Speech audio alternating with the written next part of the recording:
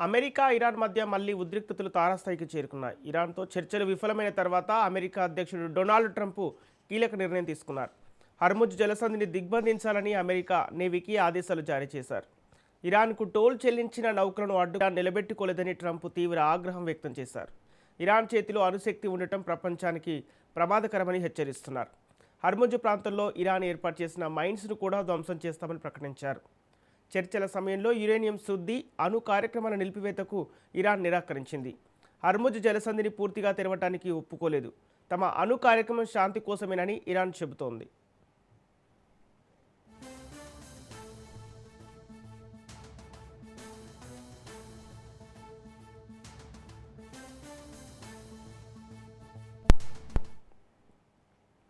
America, Iran మధ్య మళ్లీ ఉద్రిక్తతలు తారాస్థాయికి చేరుకున్నాయి. ఇరాన్తో చర్చలు విఫలమైన తర్వాత అమెరికా అధ్యక్షుడు డొనాల్డ్ ట్రంప్ కీలక నిర్ణయం తీసుకున్నారు.